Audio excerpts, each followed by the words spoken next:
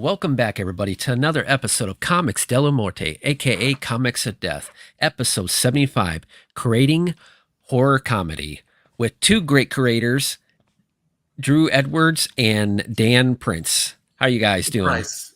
Yeah, Price. Yeah, How you sorry. doing, man? Oh, Vincent Price. I should have thought about that. I'm originally from St. Louis, Missouri, so big Vincent Price fan. Right on. Fair enough. Drew, you there? Yeah, can you hear me? Oh, I couldn't hear you for a second there. Yeah. Okay. Let me. I can hear you. Yeah, we got you now. All right. Mm-hmm. Cool. So before we go into topic, just let the audience know who you guys are and, what really brought you into working on horror comics and just why you wanted to do comics in the first place.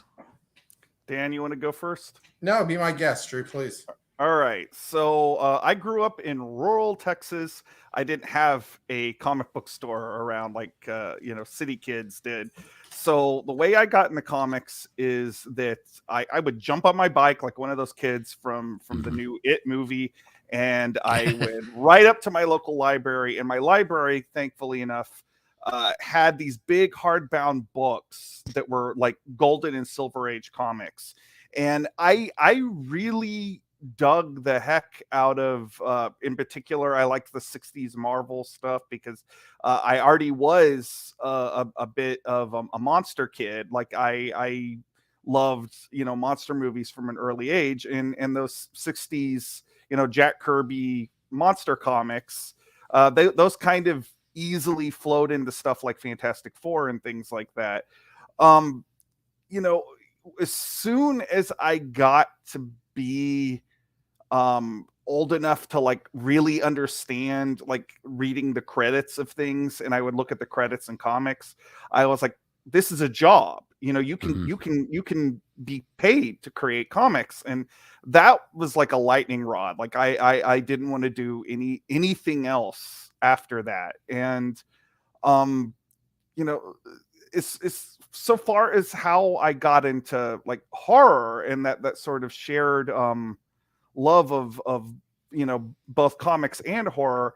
My very first memory, like the very first, if I try to push myself back as far as I can remember, my very first memory is watching the movie Them, about the giant ants with my dad. And I've always loved monsters. I've been infatuated with them since I was a kid, be it like the stuff that was contemporary, like Freddy and Jason, stuff like that, or older stuff like the Universal monsters like Godzilla. I'm a big Ghostbusters fan, and Same here. I just carried that with me my whole life. And when I got into creating my own characters, the characters that inspired me were not just like superhero characters, because I always gravitated to characters like the Thing, because he was both a monster and a superhero at the same time. But also, stuff like Vampire Hunter D, and again, the Universal monsters. And I just wanted to see a story where the monster got the girl and was the good guy. Because if you watch a lot of particularly classic horror, I think about Creature from the Black Lagoon, but, King Kong also, the monster always gets kind of killed off at the end by some jock, but what they really want is love and understanding. So I kind of wanted to turn that on its head. I wanted to make the monster to be the good guy. And, that's sort of how Halloween Man was born. I just wanted to, hello. And, it's an incredibly personal project for me. I had been developing the character from the point when I got out of high school, but when I wasn't even 21 years of age, I was in a car accident that killed my twin. And oh, sorry to hear that. Thank you. And the comic really became like my focus. It's what got me out of bed every day. It's what gave me purpose. And making up this world with these crazy monster characters and things like that, that's really what was my therapy, because suddenly I really did understand what it's like to feel like a monster, because I had all the survivor's guilt. And, you know, I'm still doing it. You know, 22 years later, I always say this comic saved my life, and it's given me a wonderful life and wonderful friends like Dan here. That's awesome. That was a hell of a segue, dude. Hell yeah. I liked it. It worked great. He's awesome. I've known Drew for 10 years, and That's like awesome. and Paulo, our artist on this book, 10 years. I mean, these guys are my friends a long time, and to get to work on with these cats is just incredible. But to introduce myself and kind of give you my roots, my name is Dan Price. Oh, first of all, Francisco, good to see you in the chat, man. Salazar Nation on Instagram. He does unboxings and stuff. It's really cool. He has a YouTube show too. Anyway, my name is Dan Price. I am the creator of Latex Avenger, Masters of the Obvious, Excelsior, Adventures of a Boy Named Stanley for the Stan Lee Foundation, and Bigfoot Knows Karate, which is my current main project that I'm working on. And I'm also working with Drew here on Halloween Man Meets Latex Avenger, the horror comedy of 2022. And we're really excited to be working with Paulo on this. He's brought the comedy and the horror, you know, so well on this book. He really grabbed the emotions of the character, and yeah, and just killed it in horror speak for sure. So what got me into comics and what got me into all of this stuff, X-Men 207 and Marvel Saga number 8 in 1986. I picked those up. I rode my bicycle to the stop and go down the street and picked up comic books for the first time. But yeah, I remember those big books that they had, Drew, in the library. My school library had a big book of Batman comics that was just black and white, and they were awesome. My librarian would get mad at me because she's like, you always check out the same book all the time. I know, because it's awesome, you know. So anyway, but no, as far as like horror goes, I'm a big Universal Monsters fan. That's what I probably gravitate to the most. And then after that, like atomic horror. You know, and I even like movies that even touch on that stuff. Like there was a movie with John Goodman years ago called Matinee that it's a great movie. Yeah, great movie. Mant was just such a fun story. I mean, it was like, you know, it was like them and The Fly kind of merged together into a thing. But I loved how far they would take it. You know, to get, you know, the producer would take it to get people scared with his rumble vision and the seats electrocuting your butt or whatever it was. I like that. I like Ed Wood movies, strangely enough. Like, I mean, movies like hell yeah, there it is. It's Paulo right there, man. Thanks, man. I also want to say hello to Lorelei. I saw Lorelei logged in too. Sorry, Dan. No, you're good. But I know I love what is it? Bride of the Monster by Ed Wood. You know, it's probably his strongest movie. Maybe it's not his most well known, but it's actually his strongest because Lugosi was alive through the entire thing. You know, and that's another thing. I love Bela Lugosi. I think I just like the movies that he's done. Black Dragons, from, you know, White Zombie, whatever. I mean, I'll watch any of it. But you know, somebody gave me a VHS tape when I was like in college, and it was just nothing. It was recorded on like HBO or Cinemax or something like that. And it was just on a Halloween night where they played all the old black and white movies. And it was just like 6 movies on there. And it started with like Son of Frankenstein and Bride of Frankenstein, then Son of Frankenstein. And I would have to say those are my 2 Frankenstein movies, second only to Young Frankenstein, because I mean, in the end of the day, I write comedies. Latex Avenger. Well, I did write comedies. Right now, I'm doing, you know, action adventure psychological thriller with a Bigfoot who has swords and will kick you in the face. You know, so it's you know, and fights a Cthulhu who does kung fu. I mean, it's like, what are you gonna do? Bride of the. Wow. Well played, sir. Well played.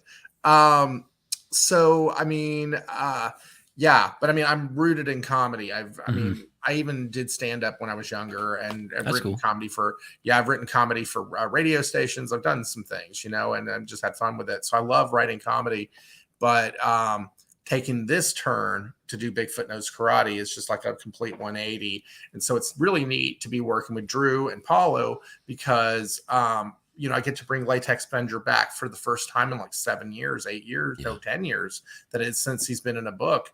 And, he gets to have a walk-on role on Halloween Man. So, and bring that brand of humor to a not completely different book. I mean, it's different, but, but Halloween Man is quirky in its own ways, so it really, they mesh together when they, Drew says it's Reese's Oil and peanut water. butter cups, well, he says it like the two great tastes that go great together, but the characters themselves are, yes, oil and water, because they couldn't be more different from each other, but the quirk works.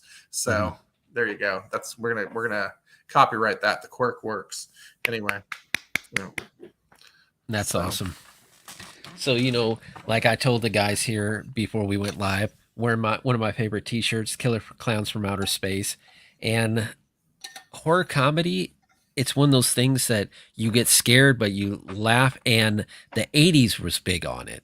Oh yeah. Most of the time, if you had like a 80s horror movie, sometimes it would become a kid's cartoon. Like, perfect example, the Killer Tomatoes, classic. And then, of course, another one that had a lot of gore, had a lot of blood.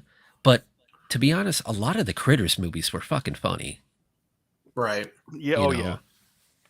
And even like Gremlins and stuff like that too. For sure. I mean, there's a lot of humor in that movie. There's that whole genre of small monsters that Ghoulies. Ghoulies. Yeah. That was the one with the kid, with like the redheaded kid who wore like the back patch jean jacket, right? And was that the one I'm talking about? I'm getting the right one. These were the little creatures like in the second movie. They were hiding in a toilet and stuff like that. He comes up out of the toilet. Yeah. Yeah. Just when you thought it was safe to go to the bathroom. Mm-hmm. Do y'all remember a movie called Saturday the 14th? Yeah. Maybe. Yeah. Who do you think you're talking to? I know you're no rookie. I know. Look who I'm talking to. I'll sit back over here now. But when I was looking at your guys' comic, especially the Latex Avenger, I thought it was funny that his logo looked like sperm and everything. Oh, yeah. And every time when I look at your character, I'm like, I wonder how much inspiration.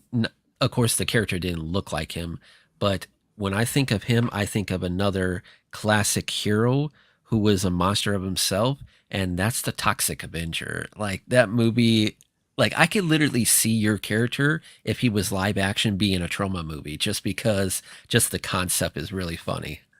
No correlation to them in the creation process, but I dig that, and I'll totally take that as a compliment. Yeah. No, I mean, the Tick was a big influence for sure. Oh yeah. What people came to me and said, hey, Orgasmo, but nothing there. I hadn't even seen Orgasmo at that point. So, but to explain it to people, it's like Orgasmo meets the Tick, and they seem to grasp onto that. So, gotcha. But yeah, I mean, it was a Silver Age influence originally, a lot of I'm a big Adam West Batman fan here. Yeah. Big Adam West Batman fan. Sweet. And so that played into, in fact, the mayor, because they had Adam West as the mayor in Family Guy, the mayor originally in Latex Avenger was Mayor Ward. So, so a little Burt Ward nod for that. But, that was like where it started. But I mean, yeah, to give the breakdown, it's Latex Avenger. He's got a sidekick spermicidal foam lad, and together they repel crime 99.9% of the time. It's a classic love story of stupidity. You know what I mean? These two, this kid is the brains of the operation. Latex Avenger is like this ego-driven, toxic masculine, absolute, shit heel of a superhero. Yeah, and it is all ego, all the glory, none of the hard work.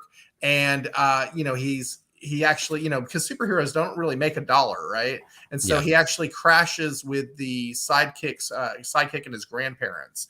And so it's like it's a really ridiculous story. And there's an ass dragging cat who lives in there too, and that was based on my old cat. But the cat in the book is named Lyndon, and Lyndon the ass dragging cat. And but it was a crazy comic. You've got characters like, there's kaiju in there, but it's like Manibus, the kaiju pop monster, and the Two Puff Marshmallow Man. That's obviously a Ghostbusters reference. But you get, crazy characters, and I don't know. I mean, I can yammer on about this for a while, so I'm going to throw it back to you guys because, yeah. So with you, Drew, with Halloween Man, like, did you have idea that this was going to be like a half man, half zombie type, or what were you playing like with in the beginning, like how you wanted to approach this character? Well, honestly, he originally wasn't going to be a zombie. My favorite movie monster are usually werewolves.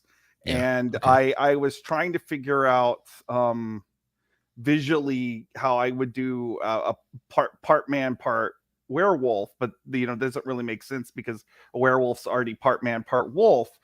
And I was watching Day of the Dead. You could have played it off like Freaked. Yeah, I could have. But I was watching the movie Day of the Dead with Bub, the friendly zombie, and I had like a splitting headache while I was watching this movie, and I started thinking about zombie movies and what it would feel like to be a zombie. Because there's the line in Return of the Living Dead where the one zombie says it hurts to be dead. And I was like, oh, okay. So what would it be like if, a zombie was actually sentient and had like a thinking process and was actually kind of like a nice guy underneath it all. And that's really where it came from. And keep in mind, he's flexible and rigor mortis isn't setting in. Yeah. Keep in mind, this was like 22 years ago, and zombies hadn't quite proliferated pop culture the way they have now. So at the time, doing a comic with a zombie in it was still kind of a novel thing, because when we thought about zombies in comics, we mostly thought about like EC comics with like covers with things coming up out of the ground, and it's all that heavy ink that we associate with EC comics. But I liked the idea of him being this it kind of being like a physical condition, or later on when I was dealing with my trauma and stuff, or like a psychological condition. It's like something he has to endure and learn how to live with. And there was even a story that I wrote early on called Necromantic, and he explains that, like, even though he can be like blown up and shot and chopped up, and he'll always piece them back together, he actually feels all of that. It's not like the Wolverine thing where he can just like tank through, like if he gets atomized, he's gonna feel it. And that's really kind of where the angle I was coming at with the character. Although there still is a bit of a werewolf thing in there, because when I started thinking of like how his powers were going to work, I thought about the werewolf from Monster Squad, because he put back together after he blown up, and then he comes back together. I was going to say, another great movie. Oh yeah, Wolfman has nards. Wolfman has nards. Yeah, that's awesome. So you guys worked for a long time. What really approached you like now after this long that, hey, we need to bring these two characters together because this is going to be gold?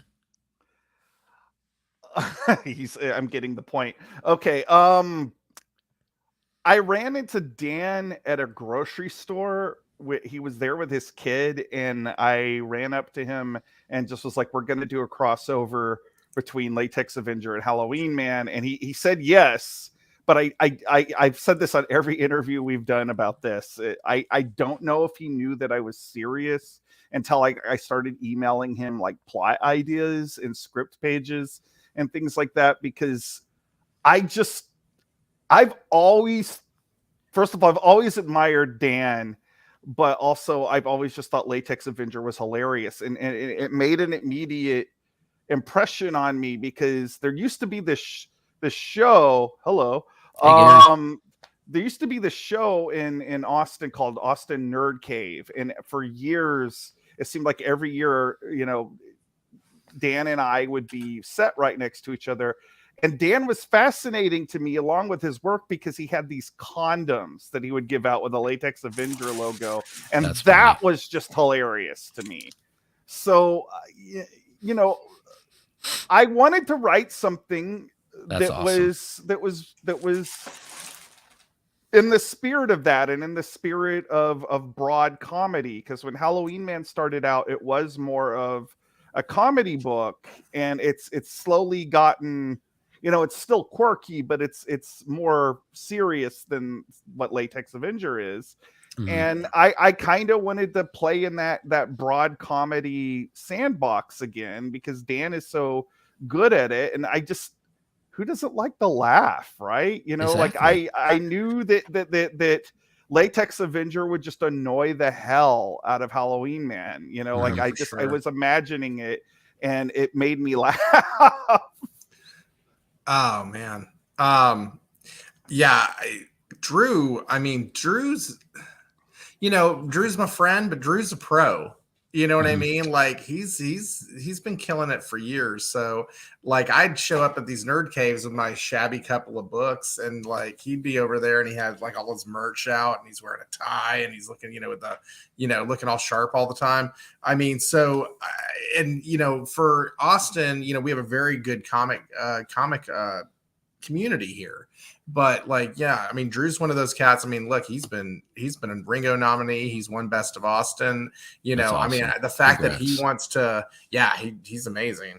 And the fact that he wants to slum it with me, I couldn't believe it. So, and I've been fortunate enough to work on a couple of Halloween Man books. I've done a cover for Halloween Man. I've done some interiors.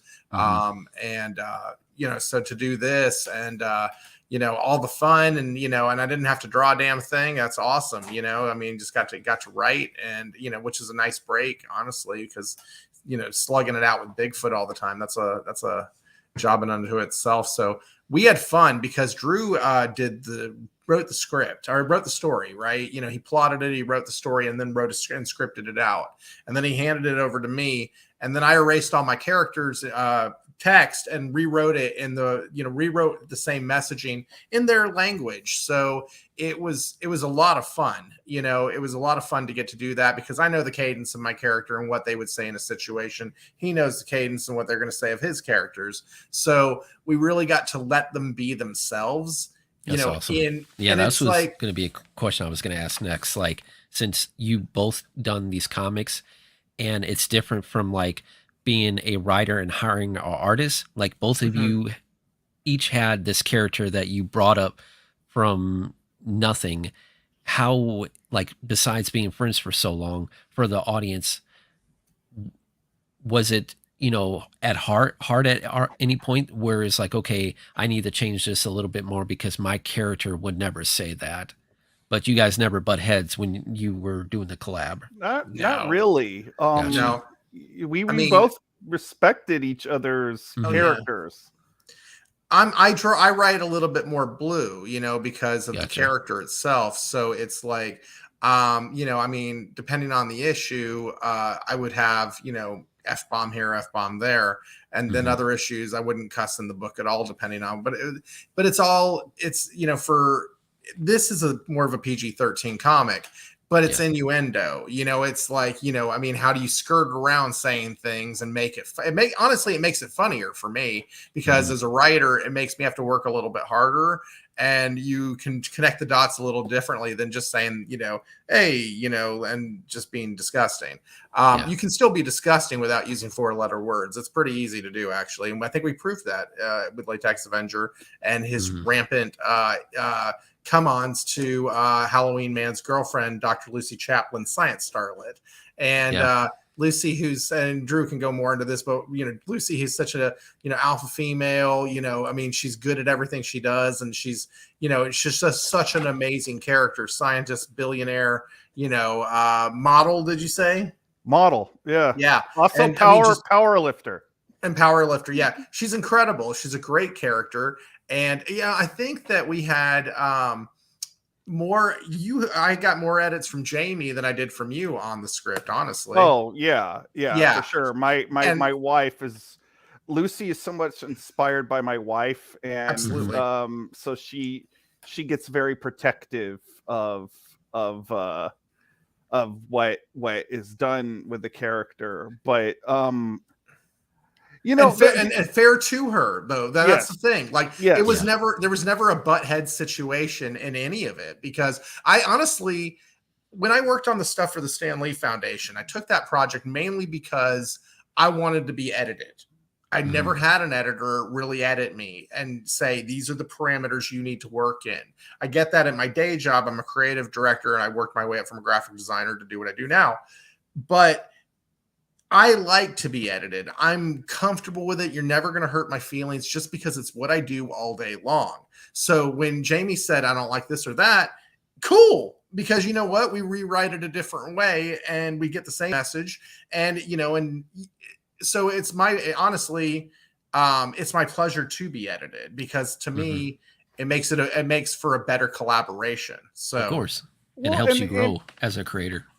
The other thing about the way these characters are interacting with each other, like, okay, so years back, I did a crossover with Tim Seeley's excellent comic Hack Slash, and I learned a few things about the way comic book crossovers are done because of that. But one of the things that my characters are basically their dialogue is like if you filter Stan Lee, Jack Kirby comics through a Southern drawl, and that's they have a very stylized way of speaking. Like real people don't talk that way. It's kind of retrograde. But when I had Cassie Hack showing up, she cussed. The other characters didn't. And that was kind of the thing with Latex is, you let the character be the characters. And in this instance, since we're kind of doing fish out of water humor, it makes it funnier because you have these characters bouncing off each other.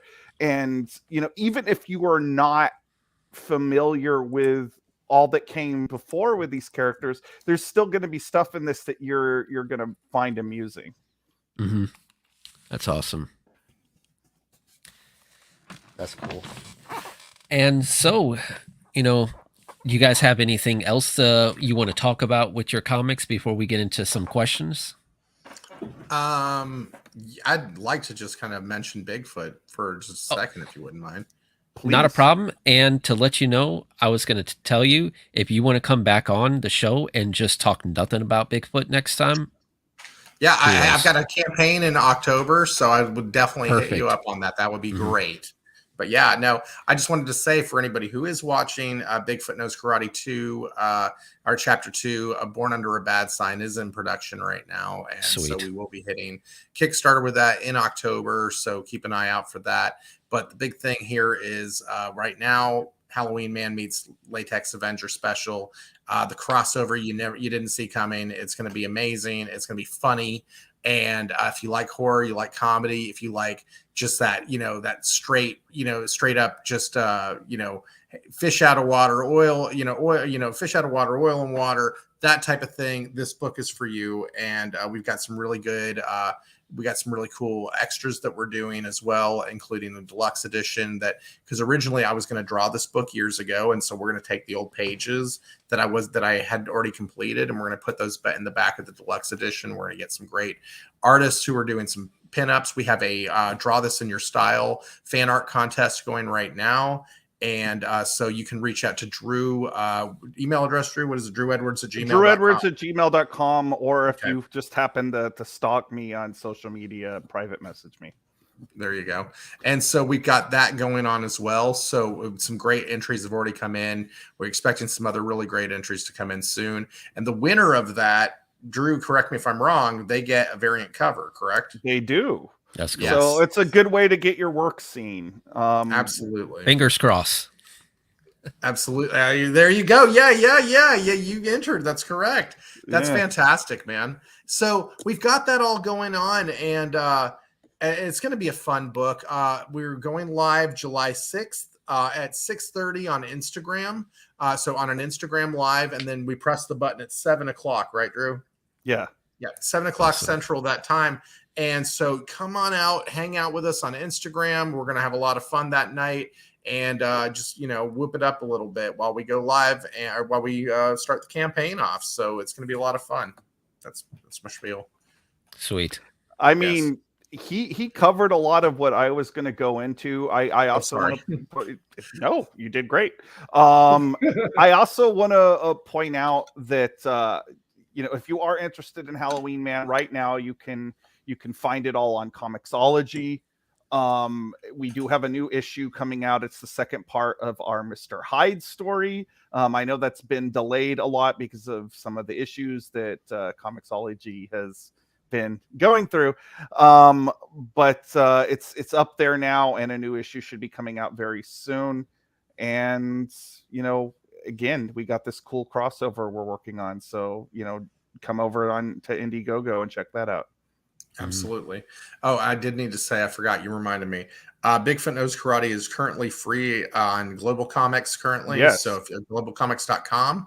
And then if you want to get a physical copy, you go to mephistocomics.com. They are carrying all 4 covers over there currently. And we will be doing some special limited edition, some things coming up here soon. So look out for that at mephistocomics.com. That's it. Awesome. I'm done. Yeah, anybody, I got a bunch of their links in the in the description, especially the Indiegogo link. Keep that. So Awesome. So yeah, now the question part that I like to get into. We'll start off with, what is your favorite scary movie of all time? Oh man, that's tough.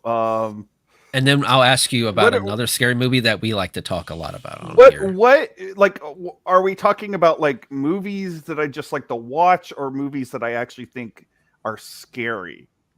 Movies that you just like to watch, period. Oh, okay, not just scary. Okay, yeah, ones that actually scared me would be different. We'll talk more about it just because I want your guys' take. But on the show here, and we've been doing the show for 2 years, and our second anniversary for the show, we brought it was total of 8 people on the show, and we talked nothing about John Carpenter's The Thing. Just classic, great movie. That's a good movie. Mm-hmm. So my all-time favorite movie that's horror movie-ish is in fact Ghostbusters. That's literally my favorite movie of all time. I also love Bride of Frankenstein, George Romero's Dawn of the Dead, American Werewolf in London, great transformation. Horror of Dracula with Christopher Lee and Peter Cushing, Creature from the Black Lagoon, King Kong. This is kind of like trying to pick my favorite. I probably have on Blu-ray alone over 200 horror and science fiction movies. I am a fanatic about this stuff. If you could see my entire home, there's monster memorabilia. I've been there. Yeah, he knows there's many monster times. Memorabilia everywhere. I am, so I could keep going all damn night if you ask me. It's all right. Most of the movies that I know, from the back of my hand, that I could quote every single word by word, is horror movies, especially Lost Boys. Love that movie as a kid. Lost Boys is awesome.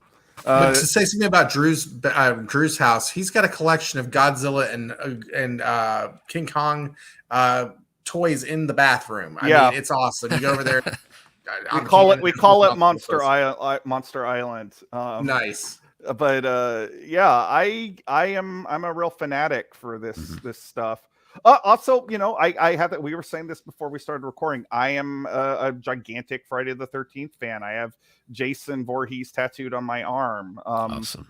I've been infatuated with those movies because I grew up in the 80s. So that was our folklore. And I grew up by a lake, so it's kind of impossible for me not to gravitate towards that. But my favorite one of those is definitely Jason Lives, which does have a healthy dose of comedy in it. So it's keeping us on topic. Awesome. All right, movies that I like to watch, horror movies that I like to watch. What's your favorite scary movie, Dan? My favorite scary movie? I mean, I remember really being impacted by In the Mouth of Madness when I first watched that. Oh, that's a great movie. Yeah, that one really hit me hard when I watched that one. The first Saw movie was another one that I was like, that was like when he gets up off the ground after he's already hacked the other guy's hacked his leg off or whatever. That was great shit. And love that. What else? I mean, yeah, Bride of Frankenstein, Son of Frankenstein with Basil Rathbone. I mean, that's a great movie. I just like the fact that they retcon so much in that movie from the first one to the third one. And all of a sudden, he's on like a volcano. You know, his lab's on top of a volcano. I didn't even know they had volcanoes in Austria or Germany or where the hell that was supposed to take place. And the town was called Frankenstein all of a sudden. I mean, it was very interesting. I like that kind of stuff. You know, I think I mentioned Bride of the Monster. I don't remember if that was before we started talking or after, but we went live. But Bride of the Monster with Bela Lugosi. That's just it's Ed Wood movie, so it's just terrible. But you know, but there's something about that atomic age stuff that just really does something for me. So, and then another movie, Ghostbusters. Yeah, I mean, the Ghostbusters is like I remember going to see Ghostbusters on like 7 years old in the movie theater. And when the librarian went, whoa, you know, I mean, like jumping out of my seat. And I'm a diehard Ghostbusters fan. Like, you know, I used to have all the toys. I drank the high C orange juice. I woke up every Saturday. Yeah. I woke up every Saturday to watch the real Ghostbusters cartoon. Yeah, I did that all. Did you like the other Ghostbusters? That Let's Go Ghostbusters, Let's Go the other Filmation's Ghostbusters? Yeah. It was different. I liked it, but it was, you know, you could definitely tell that it was, you know, it kind of had that Hanna-Barbera feel to it because they had a giant monkey, you know. Yeah. But it was definitely good, but you know, I'm still a big fan of like, you know, the Bill Murray and that stuff, but I did like that one. You know, and I wouldn't even categorize this as a horror movie at all. But a movie that I really liked growing up was sort of the whole run of them was like Planet of the Apes. I mean, that whole run of movies, especially the fourth one.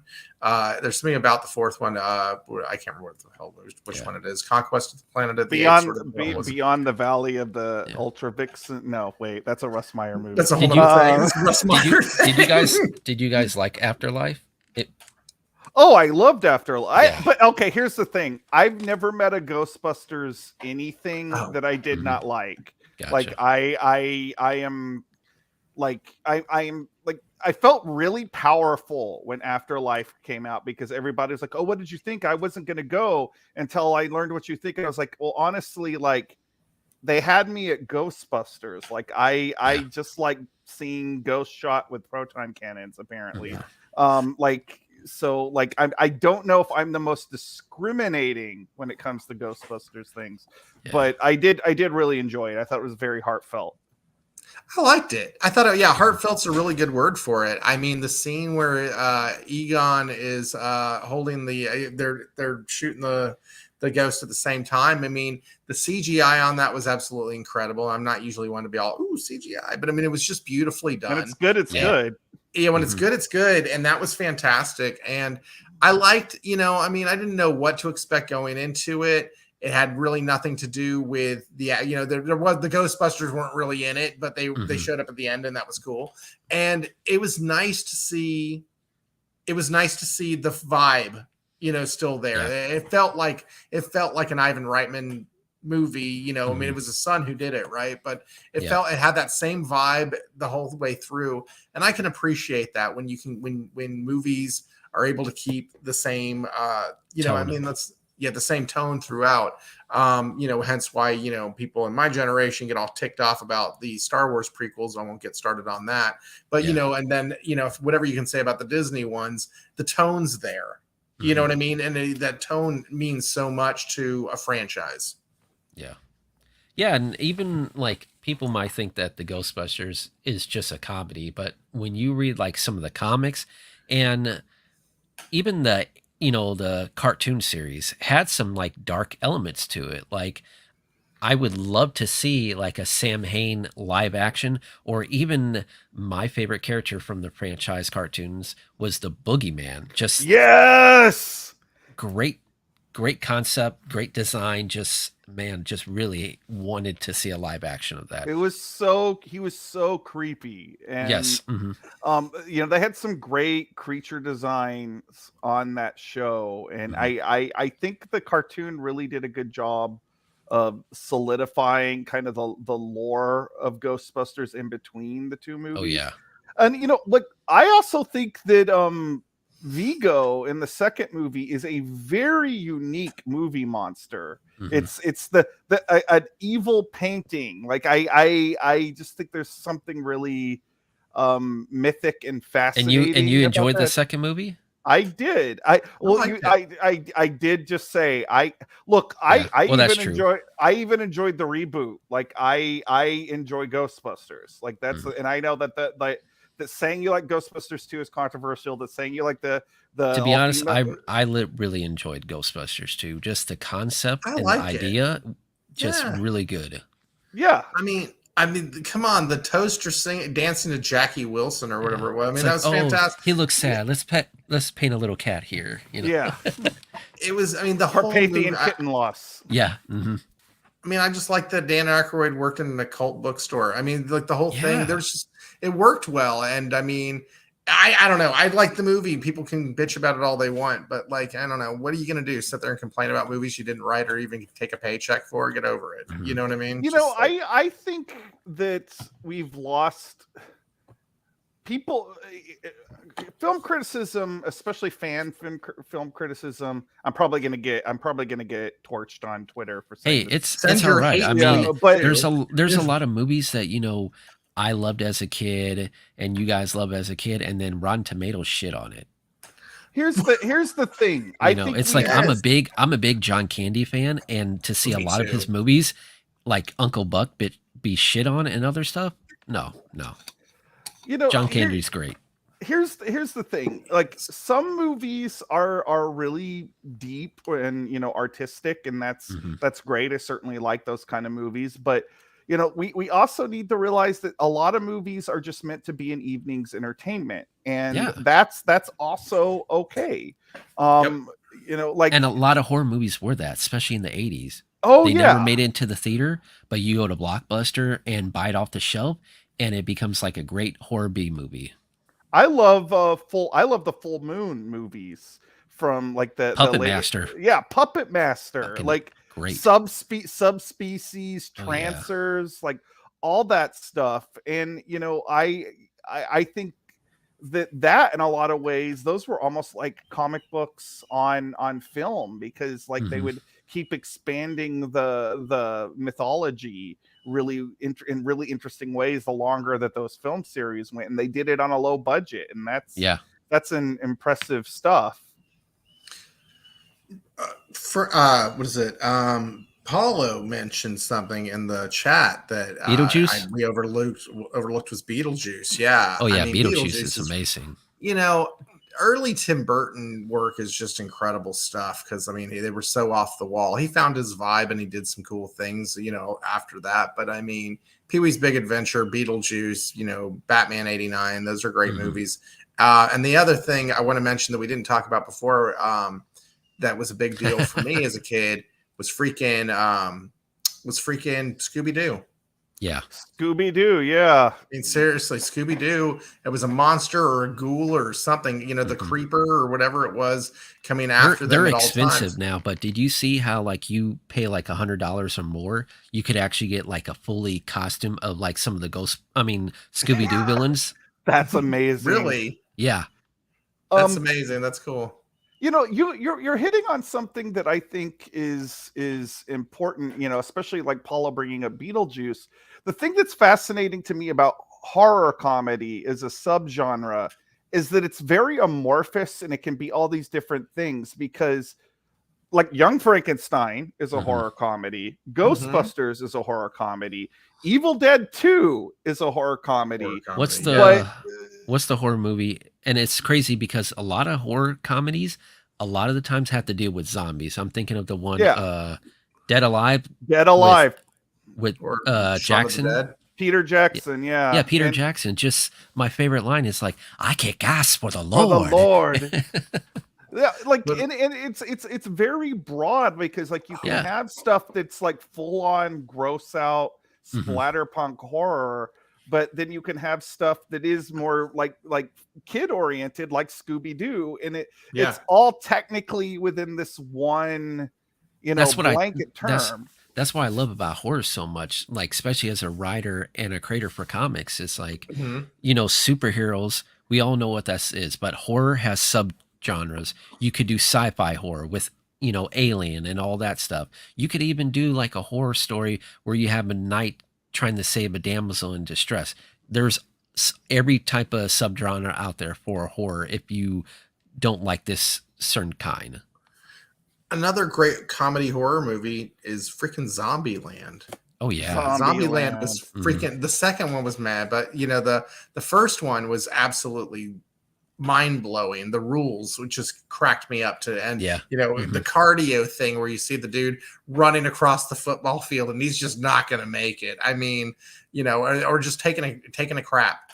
Mhm. And the horror, the suspense that went on as this poor kid's just trying to go to the bathroom. I mean, Yeah. brilliantly written, well done. And yes, Army of Darkness, Frank, for sure, dude, Oh yeah. is absolutely, Well, top for sure. everything Sam Raimi, like he was just a genius at that kind of thing. Like Mhm. I don't think that as far as doing a comedic horror film but also finding ways that it's still horrific, like I very few people do it quite as well as Sam Raimi. But horror and comedy have been in bed together since almost the exception of horror movies, because like the Yeah. James Well Frankenstein movies are extremely funny, particularly Mhm. Bride of Frankenstein.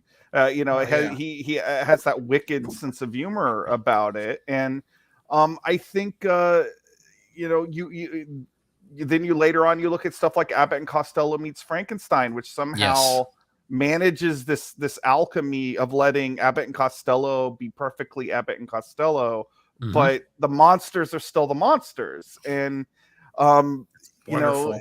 it shouldn't work, but it does. It does. Yeah. That's The awesome. we're gonna do that live tweet thing, Drew, with I Alvin's. think it's a must. I think it's a Yeah, must. we're gonna do a live during the campaign. We're gonna get together at one of the other one's house, and we're gonna watch Abbott Costello meets what is it, the Frankenstein, and we're gonna Mhm. live tweet that night and have fun with that because Awesome. why not? Because it's a great movie. I haven't seen that in years, so I'm looking forward to it. Yeah. And I know the next question, we already got your answer, Drew, but just to go more into it, as kids, especially growing up in the 80s, at the playground, we have people are like, the Wolverine could kick the Hulk's ass or stuff like that. But if you're a horror fan, you're doing the same thing. Like Sure. Michael Myers will beat the shit out of Jason. And you Yeah, gave, right. I know, but you gave your point. But Dan, why do you like Freddy Krueger? Or is there, Yeah. yeah. Oh, Freddy's interesting. I Hmm. mean, like and I watched probably all of the Freddy Krueger movies, the Nightmare on Elm Street movies up to a point, I even watched some of the TV there's, series. yeah, I was about to say, but Mhm. I watched Freddy, what is it? Freddy's Freddy's Nightmares. Nightmares. Yeah. Freddy's Nightmares, yeah, I would watch that. But I was big into like Twilight Zone too, and Hmm. Outer Limits when I could find that. So that fit right into the same genre of shows. I mean, if I could watch the Tales of the Crypt from time to time at somebody's house who had Classic. cable, yeah, it was great. But Freddy Krueger was so interesting. I mean, that scene when I think it was in the fourth one when his mother, the nun shows up and she's talking to, or was in the fifth one with the dream child. I don't remember, Yeah, but well, she does appear in the fourth one a little bit, but in the fifth yeah, one, she's in there big time. yeah. Well, in the fourth one, she explains how Freddy was conceived. I mean, what a twisted way to, what a twisted way to Hmm. be brought into the world. And then on top of it, just the absolute when he was alive, he was just such a masochist. And then it was like when he was dead, it was just beyond, it was beyond reason. You know, I mean, say what you want for, you know, Michael Myers or Jason, you know, Freddy was far more cerebral than those characters ever could be. And I find that, and he brings the horror comedy into Twist, you know. Oh yeah. Once you really get into the third one, fourth one, yeah. I mean, the one where they were I think it was Final Nightmare, the one where they're playing Nintendo and he's in the game. I mean, that was ridiculous. I think that's kind of where you started losing me, because I did like but like Dream Warriors, I mean, Kincaid, baby. It's just a great, I mean, or the scene with the girl who was the drug addict and he's got the blades and they're all syringes. Well, I mean, with the fourth one, done. Like the girl who was afraid of bugs, he literally turned her into a cockroach and squished her in a box. You know, that's what's great about Freddy, is that he could literally make your worst nightmares come true. I wonder how much Franz Kafka plays into the thought process of writing Freddy Krueger. Yeah. And you know, situations like that. Go ahead. I think what's interesting about Freddy, and I think it's the same reason why people, Shaun of the Dead rules. Yeah, perfect. I love that movie. Yeah, absolutely. I think Freddy there's this archetype in pop culture, and the Joker is also this, where, you know, they're a cruel clown. And, you know, Freddy is definitely that he's not just going to kill you. He's going to, there's a malevolent intelligence there. And I do get why people like Freddy, but like the same reason why a lot of people like Freddy is probably the reasons why he isn't my favorite, because like, I don't know, like after a while, like I started to find his jokes a bit much. Like, well, yeah, because he has perfect one-liners. Like, Freddy's he's Dead, like, the same movie he was talking about when he killed Carlos, the guy with the hearing. He's like, "Nice hearing from you, Carlos." Yeah, right. But I mean, when you scroll back over to the first one, I mean, that's pure demented craziness. I mean, well, the first one's like a legitimate great film. Like for sure. Like they're like lightning in a bottle, and Craven, you know, has an underrated hand at comedy, because like Nightmare on Elm Street had comedy in it. They and Live. Of course, They Live. Well, that's Carpenter, but that's right. Yeah, but you know, all of the Scream movies have humor in them, and you know, I think, you know, this idea of like, you're not just going to get killed, you're going to get mocked before getting killed. You know, that's, you know, everybody's been bullied at some point in their life. Like, I think that's something that people find really relatable, but also, I'm your boyfriend now.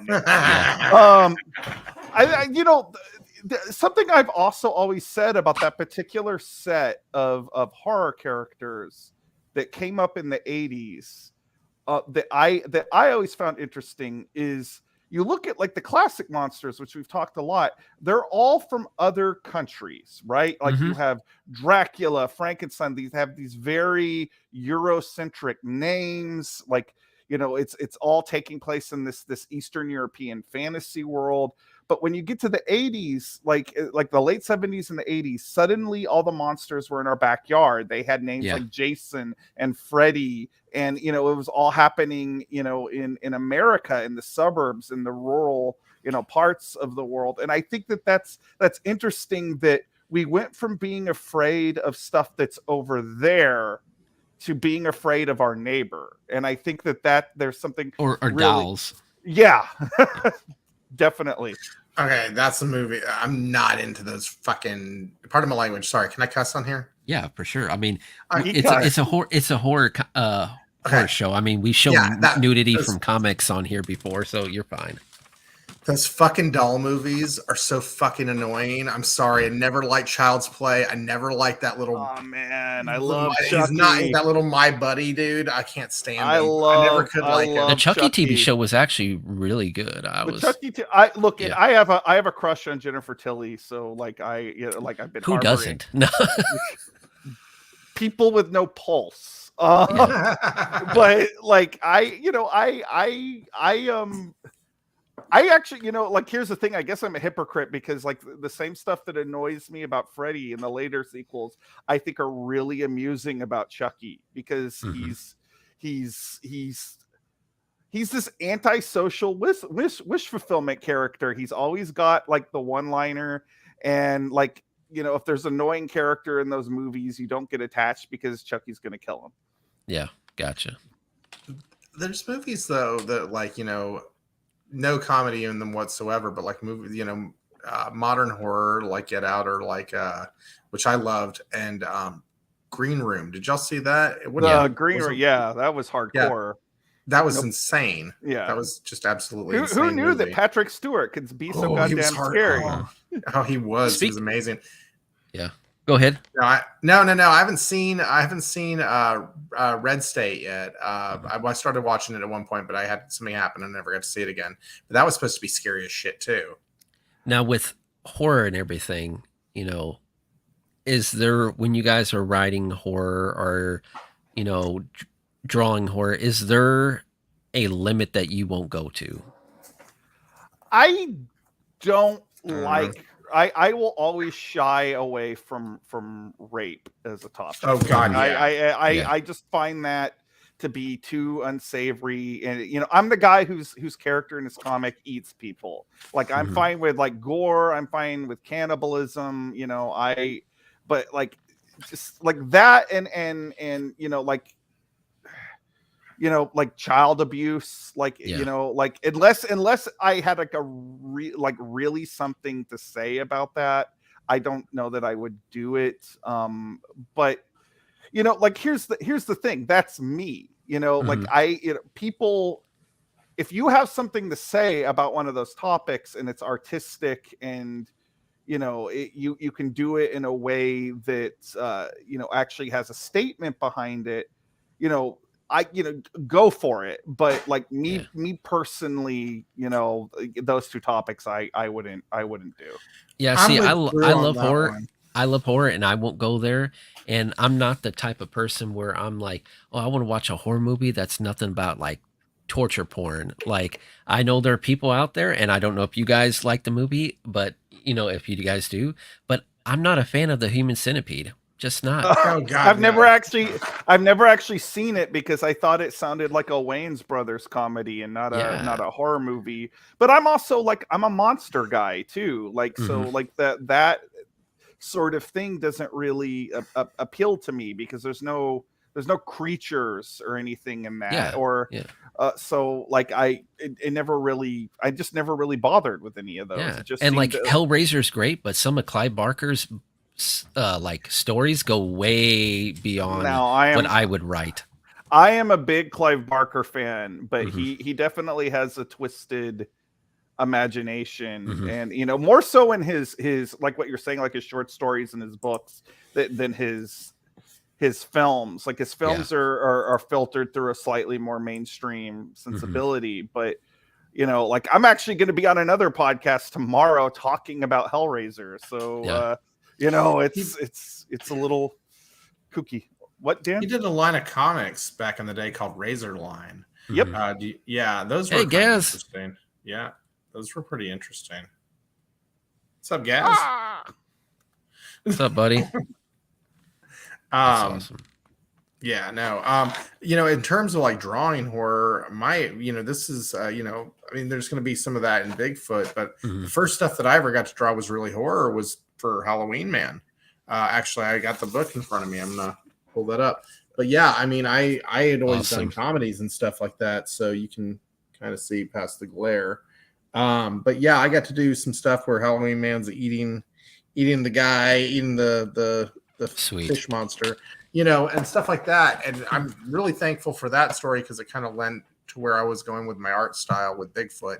And Drew was really cool about that book, because he said to me, what kind of story do you want to draw? And I thought that was really nice of him, frankly. And he didn't, because I mean, I think a lot of people's inclination would be, give me a comedy. And he let me pick. And I said, I want to do something noir-y horror, give me something like that. And he wrote up something that was just perfect for that. So thank you for that. Always love the Halloween Man cover art. Oh Oh well, yeah. yeah, like, and hopefully you enjoy the interiors too. Yeah. The it's you got to check out. You got to read Halloween Man. Halloween Man's too much fun not to read. Oh yeah, for sure. I couldn't stop reading. Well, both of you guys' books. Well, thank you. Oh, thank you. But we're past the 1 hour mark, so we're Okay. gonna close it up. But do you guys have anything else you want to promote, talk about? I should probably also mention that I am on a horror movie review podcast called Castle of Horror. It's a weekly podcast. It's a different movie every week.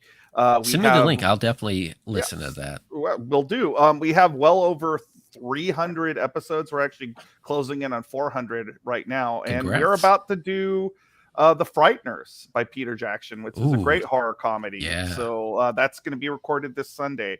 And of course, Hunt Down Halloween Man meets the Latex Avenger on Indiegogo, July 6th.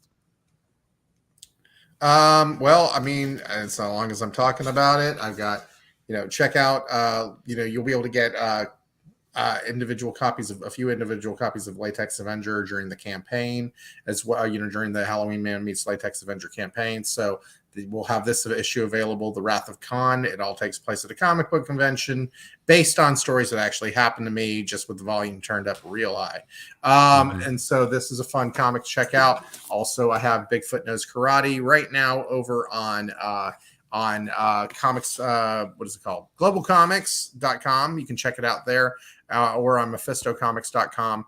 Otherwise, check out this Halloween Man meets Latex Avenger comic. It's dream come true project for me, getting to work with my friends, getting to bring back the old Rubberhead there with his Ribbed Warrior, with his what is it called, his Reservoir Tip of Freedom and his Sperm Lightning logo and the whole thing. It's going to be awesome, guys. And so definitely check that out, and just thank you so much for having us on the show tonight. Yeah, it was Not a problem.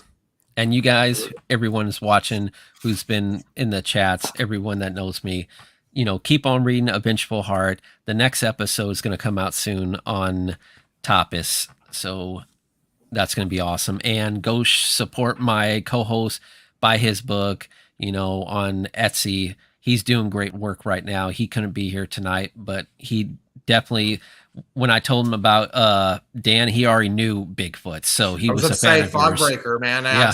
We follow each other on Instagram. Yeah. That's awesome. Tell him I said hello, please. Yeah. So. And of course, you guys are always welcome back to the show. If you ever have free time, it's like, hey, we're going to talk about this topic and you want to join, just hit me a link. Because sometimes we'll take you up on that. Sometimes if we're not doing reviews about comics or bring guests on, we'll just talk about broad topics like vampires in general, how to create a jump scare in comics, just a bunch of fun stuff like that. Can I say one more thing real quick before we head out? A huge thank you to Paulo Hernandez and Guadiana for everything that they've done in this book. Paulo has just brought the comedy and the art. He's just so amazing. He's just best work of his career. Best work of his career. I mean, seriously, Paulo is amazing. And, this project would not be anywhere without him. He's just done a great job. And April is just bringing the colors. Yeah, Pablo, really hard. From the work I've seen, he's really good. Oh, he's fantastic. Amazing and so work. Just thank you to him for that, for everything that he's done. And just thank you for everybody who's ever supported us over the 22 years of Drew's comic career, 15 years of my comic career. Thank you, everybody, for backing us, supporting us, and rooting us on during all of this shit that we put ourselves through all the time. So thank you for that. I also would like to extend a thank you, because comics are a collaborative medium, and Paulo, April, we couldn't do this without their help, and it's awesome to be able to do this stuff with my friends. And absolutely, I'm blessed and grateful every day for that. Absolutely. It's cool. And we're going to get to hang out on Saturday, right, Drew? Yes. See, it's cool because we all live like 15 minutes from each other. So it makes it really nice. So sweet. Yep. All right. Well, thank you for coming on. It's been Thank fun. you for having us. Thank you, Pablo, again. and everybody else in the chats. Appreciate you all. See you all next time. Later.